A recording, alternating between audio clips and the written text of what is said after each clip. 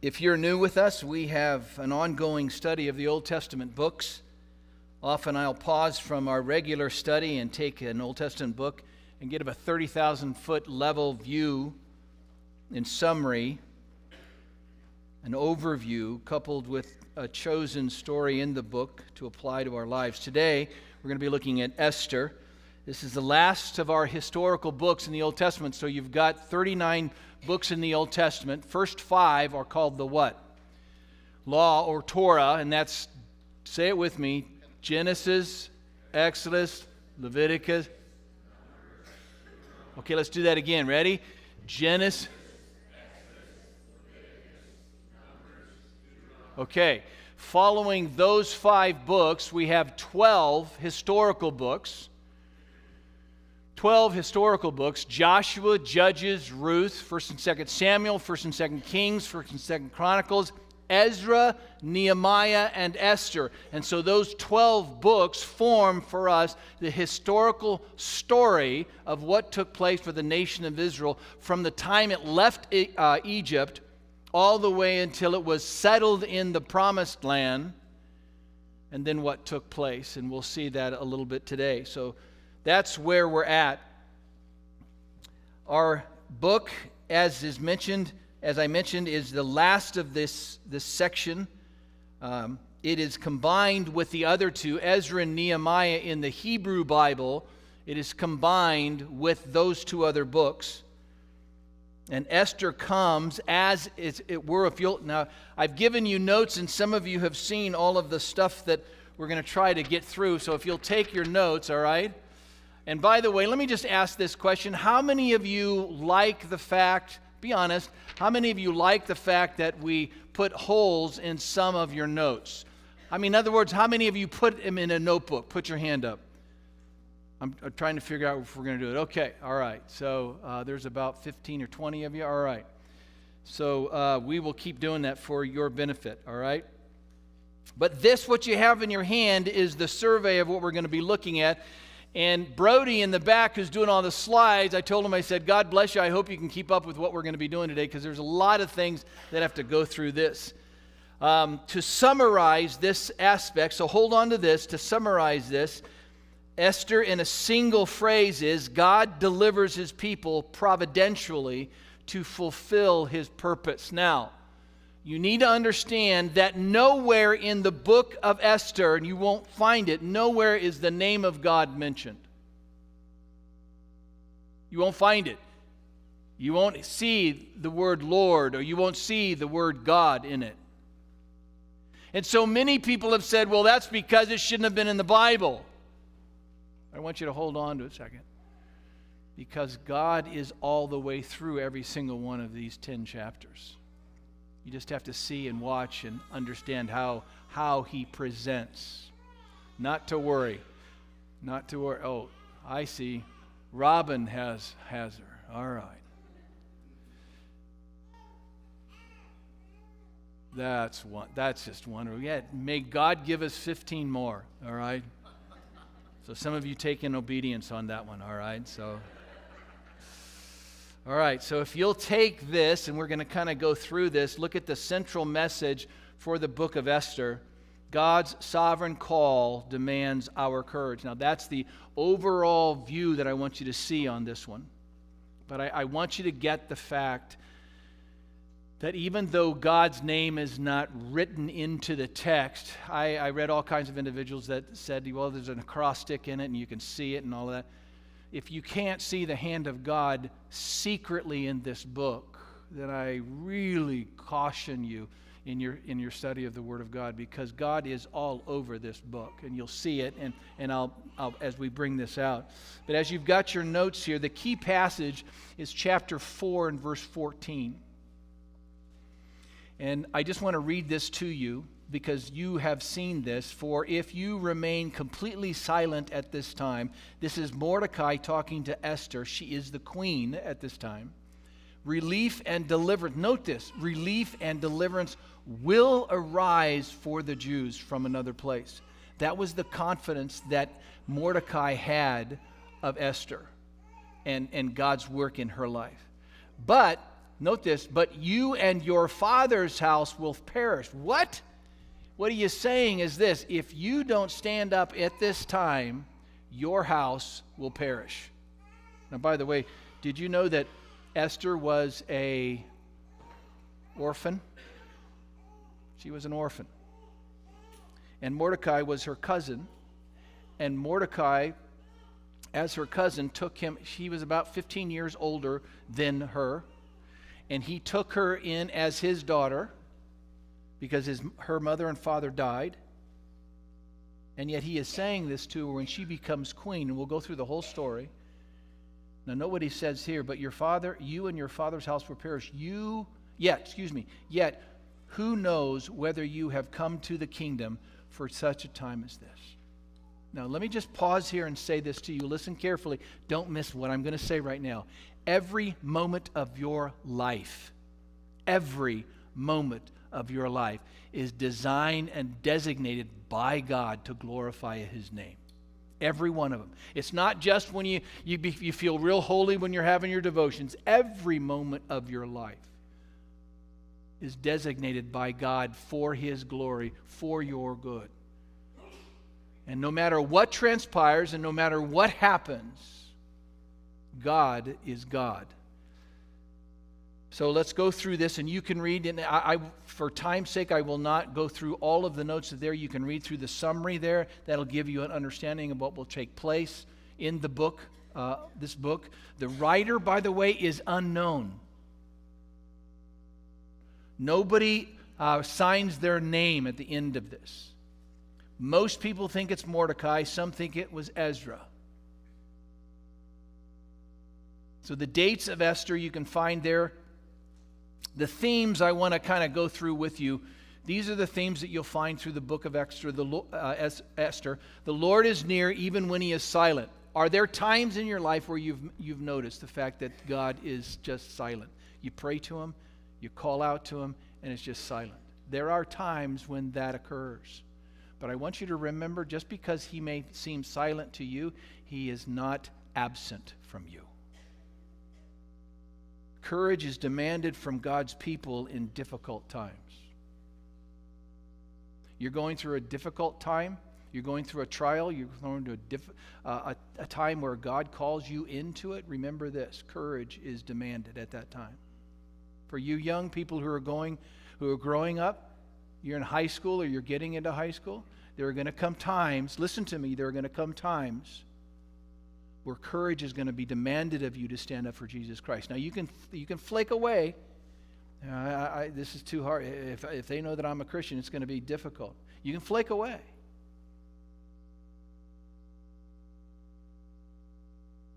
But you won't benefit from the joy that God has for you in that trial. Stand up. Be strong. This is who I am. I love Jesus. I was talking to a guy the other day that he walked into Wendy's. And he stood in front of the counter and he said, "I just want you to know that I love Jesus," or something like that.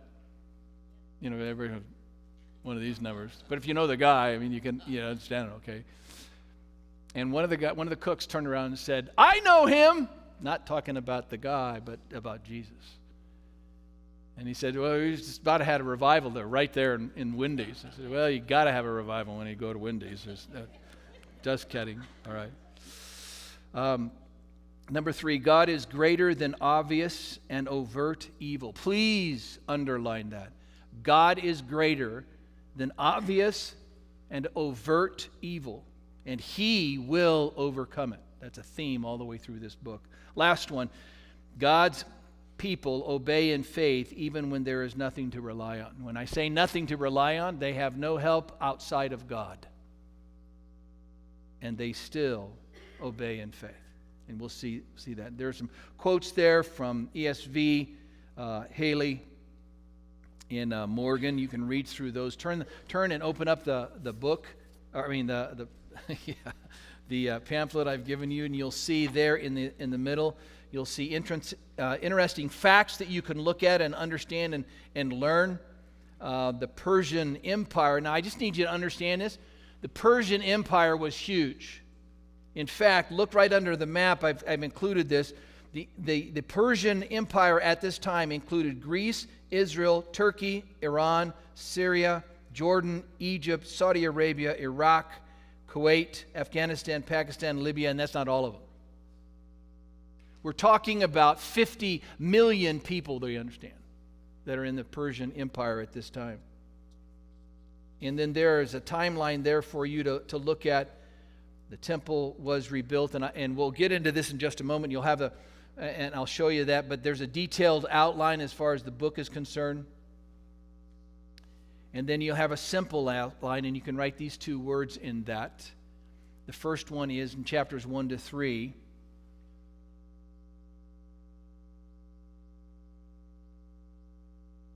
Verses are in chapters 1 to 3, in a simple type of understanding of this. There's you can put destruction. There is a danger to God's people in chapters 1, 2, and 3. In chapters 4 to 10, there's a deliverance by God's providence. That's just if you want to know a simple outline of the book of Esther. And then we will get into the overview and go from there, but I need to give you some information about where we're at as far as this. But before we do this, I'm going to ask you to do this for me. I'm going to be gone for about 2 weeks, the next 2 weeks. This coming Sunday, or a week from today, Ian will be preaching. He's going to be preaching on elders and what does that mean, the biblical view of elders. Right after that, Dave Dietz is going to come and preach on the 16th. I will be back on the 16th, but I'll have been out all week and not been able to study. And so I asked Dave Dietz to come and teach on the biblical view of deacons so that we understand again, and we have to do this on a regular basis. We have to understand who we are and what we are and where we're going, what we're doing, all of those things. So they're going to be doing that. But while we're gone, I want you to do me a favor, because I have a feeling that this sermon is going to go from one sermon to 2 sermons. But what I want you to do is read the book of Esther. Now, there are a number of helps that you can have in understanding the book of Esther. And there are movies out there and all kinds. And don't get ticked off when you watch a movie and if it doesn't it's not exactly with the Bible. No, that's not in the Bible. You can't do it. Don't do that. Okay, just enjoy what they're trying to say. I've watched them, by the way, and I've seen them. They will put extra stuff in there. But what I want you to understand and see as you read the book of Esther, how does God use this to apply to my life? Because we tend to take Esther and put her back there and she's a long time ago. And we forget about the fact that we have the same God in our lives today. Amen? All right. So I want to give you some setting, a background, a biblical background of there are times when God is quiet, but he is not silent. For he is working and fulfilling his purposes that will glorify him. Now, let me give you a little bit of foundation so you can understand when you read the book of Esther where we're coming from. Because of Israel's disobedience of God's law, he sent them into a 70-year captivity. Where? Babylon. From 586 to 538 to Babylon they went. Literally came to be around 2 million people went there or lived there. Then Cyrus, who was king of Persia, the next great empire of 50 million people, overthrew Babylon in 539, and Persian Empire lasted around 200 years. So the three, what we call post-exilic, which means after the exile, historical books, which are Ezra, Esther, and Nehemiah, were written. And Ezra begins with Cyrus' decree. When Cyrus came in and took over Babylon, he decreed that all the Jews could go back to rebuild the temple. And that was prophesied by Isaiah years ahead. what would transpire? So Ezra begins with Cyrus's decree for the Jews to go back to rebuild the temple. So you're in Esther. Go back a couple books and just note this. Go back to Ezra, chapters 1 through 6. Note this. This deals with the return, the first return. Chapters 1 through 6 relate to the first return under, anybody knows the name of that guy? It's tough to say, but it's Zerubbabel. Can you try it? Yeah, Zerubbabel. Just keep saying the B's after that. And he's the one that brought back with Joshua the priest in 538. So they go back. They are saddled with the decree by Cyrus to rebuild the temple. But the work stalls. It doesn't complete. And after years of discouragement, God sends Haggai and Zechariah to motivate rebuilding. And it does work, and the temple is restored in 516 BC. But between Ezra 6, look at Ezra 6 and 7, between those two chapters, you have the story of Esther. Back in Babylon, or back in Persia now at this time. So while Zerubbabel is in Jerusalem trying to rebuild the temple, as Esther, with literally 2 million Jews in Persia at this time, are still there. So God gives the opportunity for all of the Jews to go back. Note this. All of the Jews to go back to Jerusalem, and a very small portion go back. Probably around 50,000 go back. Yet 2 million stay in Persia. And beloved, let me just say this. There's a guy that made all kinds of feed on this one. Be careful that you do not always trap or take or want comfort, because God's way of service will always be uncomfortable. Uncomfortable. So don't look for the comfortable. Look for God's way. So what happens with this? The temple is restored in 516. This story of Esther that we're going to be looking at happens between 6 and 7 of Ezra in a 60-year gap. The first return occurs, but not all the Israelites went back. As I mentioned, they stayed in Persia. Now, let me give you some historical understanding of the situation. Following Cyrus, he was called Cyrus the Great, came, anybody know? Darius. Okay, so Darius, who had many battles with the Greek, he came after Cyrus, and Darius marries Atossa, Cyrus's daughter, and gives birth to Xerxes. Now, if you know anything about history, Xerxes is a very well-known name. And his name that is given to us, and we turn back to Esther, look at Esther chapter 1. Now, it came to pass in the days of Ahasuerus. That's Xerxes. Okay? Same name, different language, different. Ahasuerus is the English translation. Xerxes is, I think, the Greek translation. So what transpired? You have Cyrus, and he's in charge of Persia. Then you have Darius. He becomes king.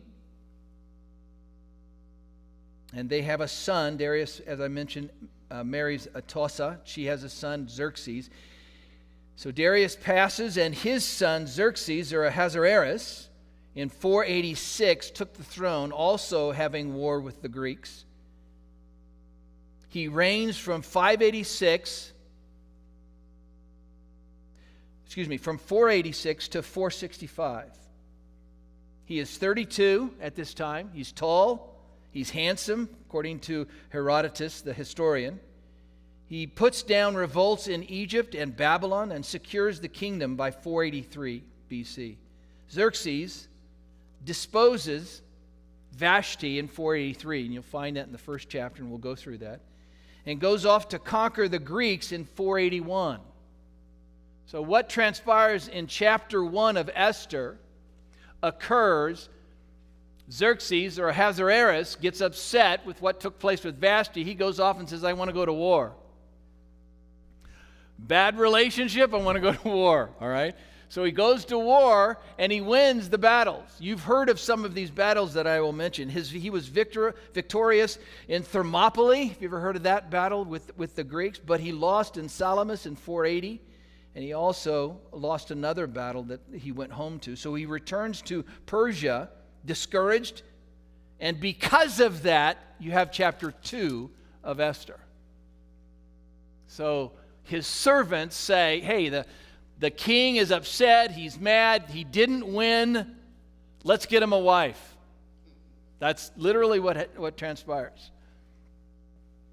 And so they look for a wife. Esther is selected as queen in 479 BC.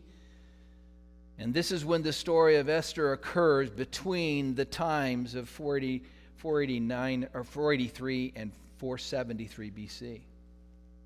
Before Ezra goes back and completes the walls in 445 with Nehemiah. Now, I want to, in your notes, go to the very end where it says actors, and let me give you some information on these guys before we get into the story. Xerxes, Ahasuerus, you can find that name in your text, is the son of Darius, grandson of Cyrus. He is strong and extreme, moving from charity to cruelty very, very quickly. You see that all the way through the book of Esther. He propositioned his brother's wife. This is the type of guy he was. He propositioned his brother's wife and was repulsed, so that he sought and won his niece. Persian kings had harems of 350 women, one for every day. They were secluded monarchs and disdained the common, eating or talking alone, divided by curtains from others. He sought to extend his kingdom by overcoming or conquering the Greeks, but could not withhold his lust for victory and lost ultimately in all of his pursuits. He was, and this is what you can write down, he was a man controlled by his passions. There's another person, a cast of characters, is Haman. Haman was promoted by Xerxes to prime minister. He determined to annihilate the Jews. Now, this is very interesting when you find this about Haman. He wanted to annihilate the Jews because of his hatred for Mordecai, who would not worship him as he was commanded by the king. He enacted a plan to slaughter all the Jews on the last month of the year. And he built gallows, or literally, it's just an impaled pole. Okay, understand this. In the Old Testament, whenever you see in some of these movies and the guy is hanging in the Old Testament, they didn't hang back then. They didn't put a rope around the neck and hang. That's later, okay? When they talked about hanging, that means impaling. So there's a stake that's put into the ground, and they put the guy on top of it. And that's how they killed him. So that's what he put. All it was a stake, and it was a pretty tall stake. Now, the word can also be used, the stake there is tree, so he could have used a tree and done the same thing, but he planned to kill Mordecai by this procedure. But let me tell you a little bit more about Haman. Several times, 5 times in the book of Esther, he's called Haman the Agagite. Do you remember any name in the Old Testament about Agag? Agag? Anything? Okay, Saul. Please get this. And you want to. Okay, 1,000 years prior to this time, 1,000 years, when Israel was leaving Egypt, there was a nation that confronted them or sought to do battle with them. Does anybody know what name it was? Amaleks. Amaleks were the nation from which Agag came from. He was king of the Amalekites. Okay? Now see this, 1,000 years ago. 600 years later, 400 years later, there is a king by the name of Saul. And God tells Saul to go and destroy the entire nation of the Amalekites because they did not help Israel when they came out of Egypt. Right? And they were supposed to kill what? Every man, woman, child, animals. They're all decimated. Does Saul obey? No. So please get this, what happens. So he is sitting there, and what's the prophet's name that comes and talks to him? Samuel. Samuel comes and says, what is the bleating I hear in my ears? Well, we just kept the good animals so that we could make a sacrifice to the Lord. Oh, get that slick move. And then all of a sudden Samuel sees Agag. And Agag at this moment says in the Old Testament that he feels like, I'm not going to die today. You haven't met Samuel yet. Samuel comes in the scene. What does Samuel do? It says in the scripture, he pulls out a sword and hacks him. And brothers and sisters, that's to us like, whoa, that's a little bit, rough, We don't understand the pure holiness of God. We really don't. I've been reading through the book of Revelation, as I've mentioned to you a couple of times. Now I'm reading 12 to 22. Your God is vengeful against evil. I mean, there are passages in the book of Revelation where it says, and a third of the world died. How many billions do we have on the earth right now? About five, what? Seven, okay, thank you. 7 billion. It's amazing what kids are taught in school today. Okay, 7 billion. Then it says a third of the 7 billion would be what? Around 2.5, right? 2.5 billion God kills. Don't underestimate. Do not underestimate the holiness of your God. He doesn't play around with sin. Back to the story. So Samuel sees Agag and kills him.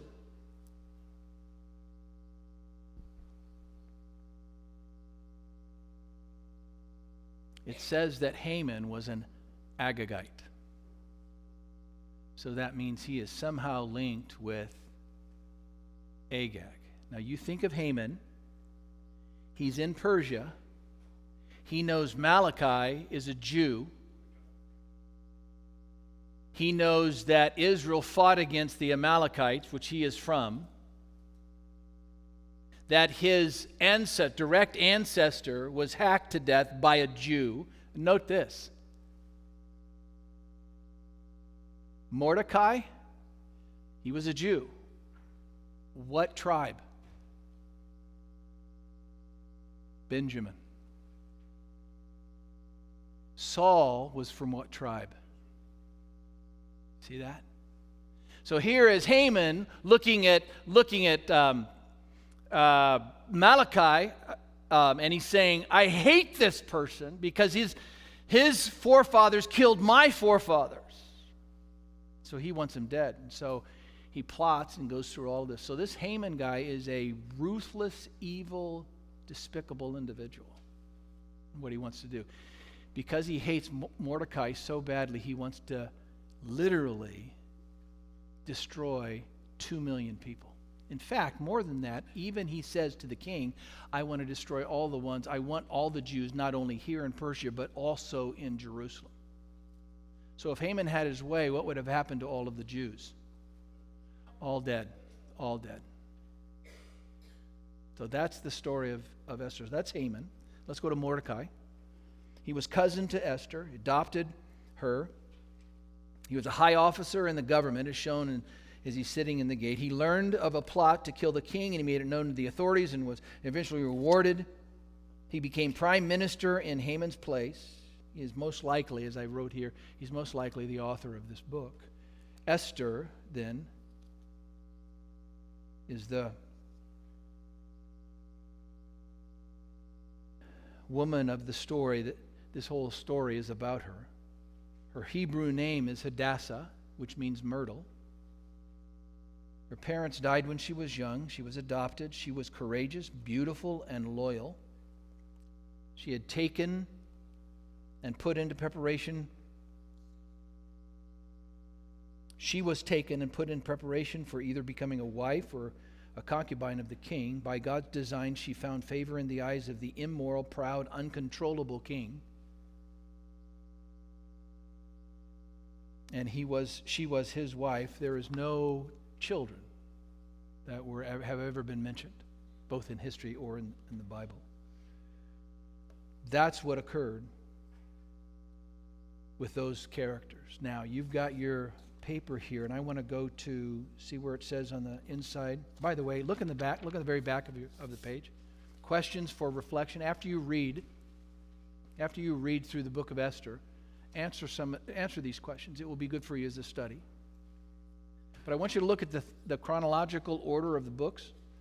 You see where Esther is? Happened between Ezra chapter 6 and chapter 7. That's where Esther, back in Babylon or back in Persia, that's where it occurred, okay? I want you to see that and know that, because that's important for you to get. All of these people, every single one of them that you will read about in there, designed by God for his glory, for his honor and praise. Now, I have got 2 sheets. We've just gone through the first sheet. And we've got all of this to go, and we've got 10 minutes to go, all right? So all I want you to do is look in your notes, see where it says sermon. I want you to write these 2 words in this. The sermon that I want to look at today very quickly is calling and courage. Calling and courage. And I want to prep this, I want to touch on it, and then we're going to go down the road. But I want you to get this. Every one of you has a calling from God. Every one of you. Every one of them. All of you. Not just the pastor. Every one of you. Every one of you have a calling that will demand courage on your part to be able to accomplish. The calling of God always demands courage on your part. Always, always.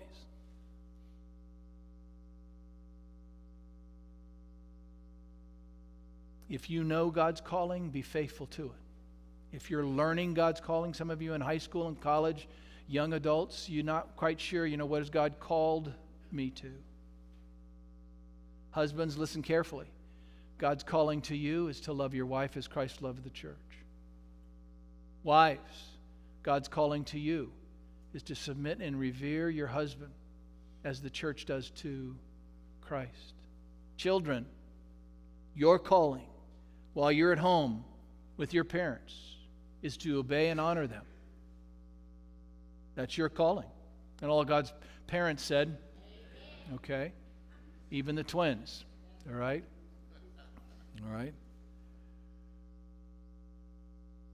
That's God's calling, and it's going to take courage for you to obey. It will take courage. Some of you are by yourself this morning. You're single. That's a calling in and of itself, and it demands courage. I must follow the Lord. Even though I am alone in a relationship, I am alone, I will follow the Lord. It calls for courage. And that's what we're going to see in this entire element. God's call demands our courage and faith. So there are 3 points that I want you to give very quickly. Let's go through them. The first one is the providence of God. The providence of God. And this is a sentence for the entire book of Esther. The providence of God. And if you're in Esther, if you can turn to chapter 1, look at verse 1. Now it came to pass in the days of Ahasuerus, or Xerxes. This was the Ahasuerus who reigned over the 127 provinces from India to Ethiopia. Large, large place. And in those days, when King Ahasuerus sat on the throne of his kingdom, which was in Shushan and the citadel, or Susa, that in the 3rd year of his reign, he made a feast for all of his officials and servants. Basically, this was a war party. He was planning to go back to the Greeks and take over. And so he needed all of these individuals to be helpful with the preparation for it. The powers of Persia and the Media, what I call the Medes, nobles, and the princes of the province, being before him. When he showed the riches of his glorious kingdom and the splendor of his excellent majesty for many days. How many days? 180 days. Basically when you figure that out, it took me, a calculator and all of that, okay? You got 6 months of a party. 6 months partying with all these guys. And he's showing him all the wealth and all that he has. And when these days were completed, the king made a feast lasting 7 days for all the people who were present in Shushan, the citadel, from great to small, in the court of the garden. So after the 6 months, he wants another week. But this one is a little bit different. You can drink all you want. It's basically they become all drunks. And it talks about all the things that they show it. Verse 7, and they served drinks in golden vessels, each vessel being different from the other, with royal wine in abundance according to the generosity of the king. Goes on, and so guess what he comes up with, and we can see this here, this aspect when I say, okay, you're reading all of that, but how does the providence of God show in all of this? And I want you to understand this. Even when you can't see God's direct hand, please note this. Write this in your heart and your mind. Even when you can't see God's direct hand, He is working. He's working. But I don't see it. He's working. His name isn't in this book. He's working. And that's what you have to hold on to. And that's where the faith comes.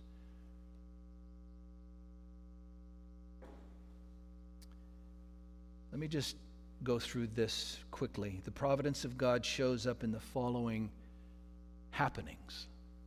Okay? You say, well, I don't see his name. Okay, listen to this. Ahasuerus happens to desire Vashti to present herself to a group of drunks. And she just happens to deny his request. And he just happens to respond by divorcing her, which will prepare for another wife. Please listen. There's no happening going on there that's not providential. Esther just happens to be Jewish in this story. And she just happens to be beautiful. Esther just happens to be favored by the king. Mordecai just happens to overhear the plot against the king's life. A report of this just happens to be written in the king's chronicles. Haman just happens to be a descendant of Agag, just happens to notice that Mordecai does not kneel down before him, and he just happens to find out that Mordecai is a Jew. And when Haman plots his revenge, the dice, you heard the whole story. If you read in chapter 12, this is the whole reason why they have Purim. You know what the name of dice is? Pure. P-U-R. And so the entire thing is based upon the fact that you'll see this in the later chapters. Haman wants to go and find out what's the best date to destroy all of the Jews, so they cast the die. They cast the dice. And when they cast the dice, they say in 12 months, 13th day of the 12th month is when you should destroy all the Jews. He goes, great. And that's why they call it the Purim. And even to this day, for 2 days, the Israelite nation will celebrate. They'll give gifts because of the book of Esther in this. That's all just happens. Who determined the dice? Isn't there a verse in Proverbs? Yeah. And what does it say? Victory is of the Lord. There's another verse that talks about even the casting of lots. But who determines what the lot shows? God does. God does. So in this setting, the dice just happened to indicate the date for the exact revenge is to put off for almost a year. Proverbs 16:33. Every lot is cast from every decision, but every decision is from the Lord. Esther just happens to get the king's approval to speak, and then she just happens to put off her request for another day. Her deferral just happens to send Haman out by Mordecai one more time, which just happens to cause him to recount to his friends. And they in turn just happens to encourage him to build a scaffold for Mordecai immediately. So Haman just happens to be excited to approach the king early the next morning. And the king just happens to have not slept all night and just happens to have read a book that talks about the recounting of Mordecai's good deed before him. And the king just happens to order order Haman to honor Mordecai through that's all happening. That's God's hand. That's God's hand. That's providence, brothers and sisters. And I'll tell you that this is in Shushan over there. God's doing the exact same thing in D.C. What? Can God do that? I mean, those people, okay, they may be bad, but D.C.? Yeah, it doesn't put God off. God's working it all out. What are we going to do? What are we going to do? God's going to take care of it. We may go into suffering and pain and problems. That's what we don't want. See, we want to figure it out, and we want to prep so that we don't have to suffer. Guess what? We may suffer.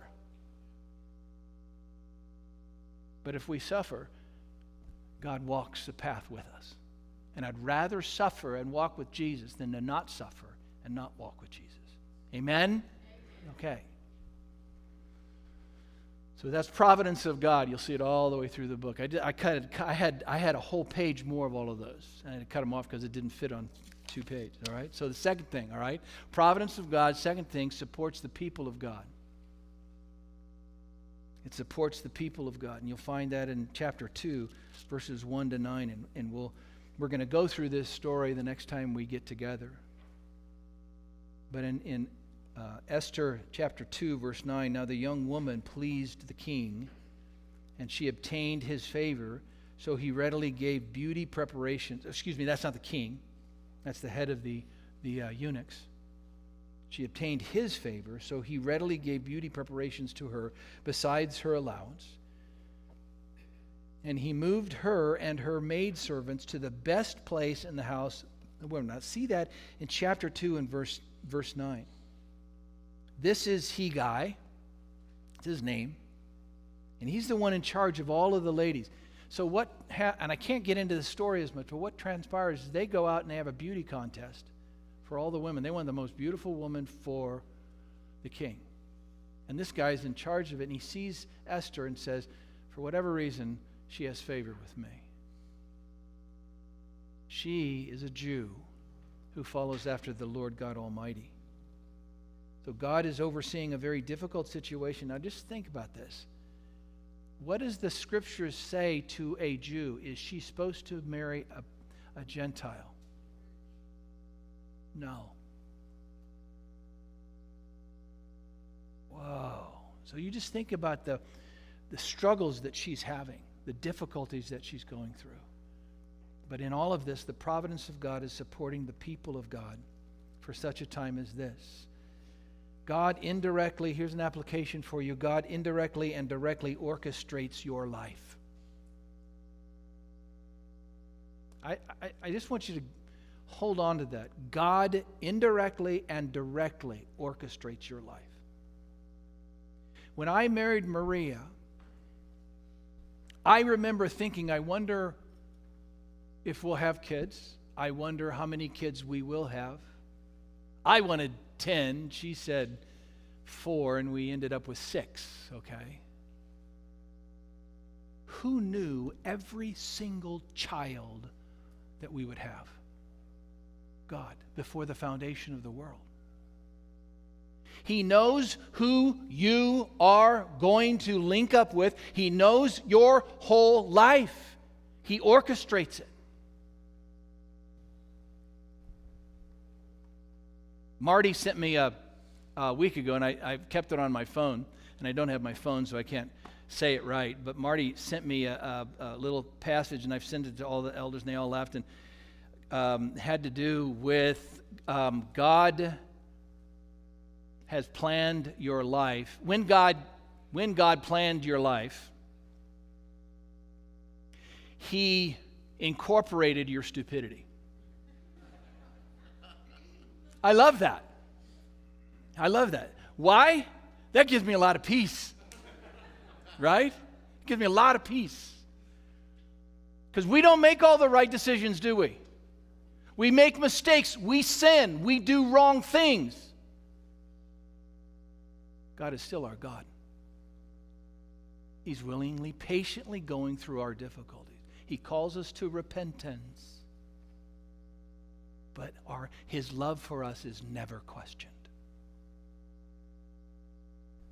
And so in this situation, in this setting, we get the application that God indirectly and directly orchestrates our life. Write these verses down. Acts 4, 27 and 28. That is one of the most powerful passages in the New Testament about God orchestrating the things that happen. In Acts 4, a statement is made. In fact, this is just too good. Hold your hand in Esther and go to an Acts, okay? I want you to see this. When I first read this and then applied it into my life, changed everything. So we're in a prayer meeting. And this is a prayer. Acts 4, 27 and 28.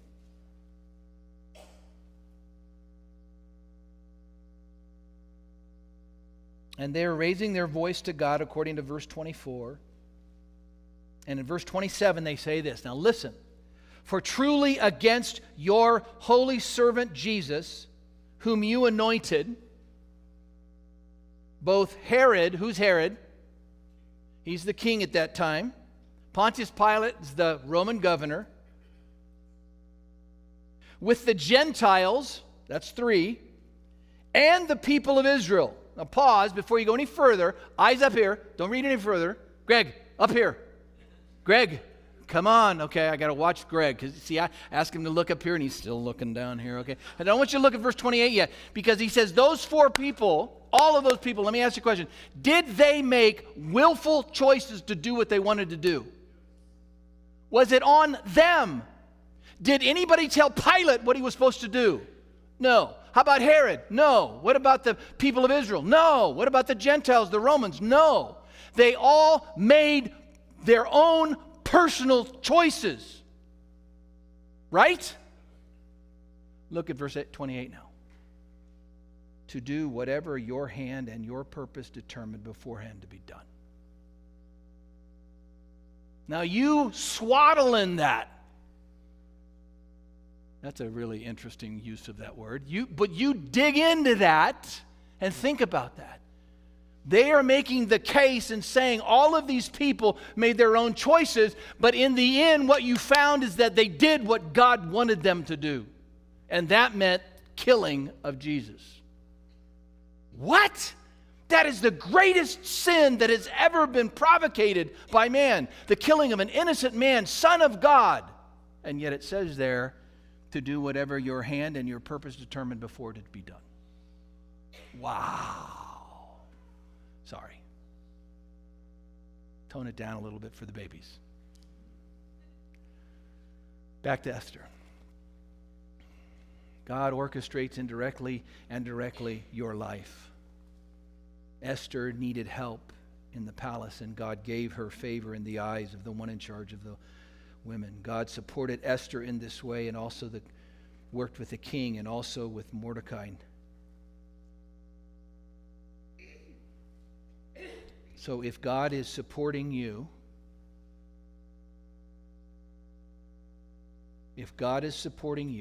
you have what you need. No, if I can just have, no. If God is supporting you and you're walking with God, you have what you need. Yeah, but my business is not going very well. You have what you need.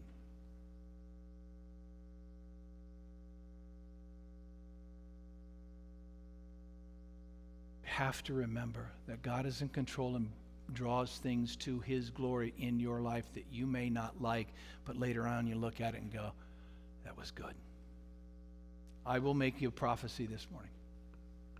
I'm not the prophet or the son of a prophet, but I'll make you a prophet, a prophecy. There's coming a day when my son will say, what happened to me was good because it was God's order. He doesn't see that now, and I don't see that now. I see a lot of good that has come out from it, but I'm waiting for the time where we will look back, and it may be I'm in heaven, but he'll look back at 60 and go, if that hadn't happened, I wouldn't be where I am now. See what I'm saying? So remember that. Even the tough things that just destroy our world, where God takes everything from you that you value. Took Esther away from Mordecai, away from the Jewish world, never let her go back. Daniel, ripped out of his home in Israel, taken all the way down to Babylon, never went back. Joseph left his home because his brothers were so wicked. He had nothing to do with that. He went down to Egypt, never goes back to stay. But he makes this promise, when I die, take my bones, put them there. Brothers and sisters, God's on your side, in your corner. He takes care of your need. The last thing that we got to go and we got to be done. Number 3. So the providence of God supports the people of God to accomplish the purpose of God.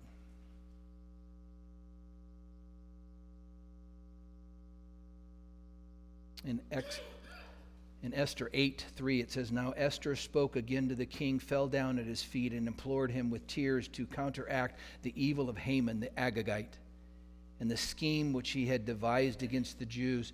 That's in verse 3. In verse 8, the king says this, You yourselves write a decree concerning the Jews as you please. This is the king saying, write whatever decree you want, fix it, do what you got to do. Who put that in his heart? There's an amazing verse in the Old Testament. It says that the Lord turns the heart of the king like channels of water. Don't forget that. So what I want to encourage you is be courageous to your call. And when we come back in a couple of weeks, Lord willing, we'll go through the entire book and we'll look at all of it. But I want you during that time to be courageous to the call. You might think that your life is not to be of a king or a queen, so you don't need to be really courageous. False, all of us need to be courageous in obeying so that God is glorified and we are used to extend His kingdom. We're done here today, but I want you to really just ask yourself this question. How courageous am I in doing God's will? Am I really courageous to do what God calls me to do?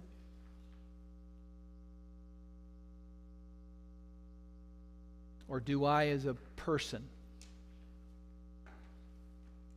shy away, cowardly so, when the Lord needs you and me to stand up and say, He is king and I am His child?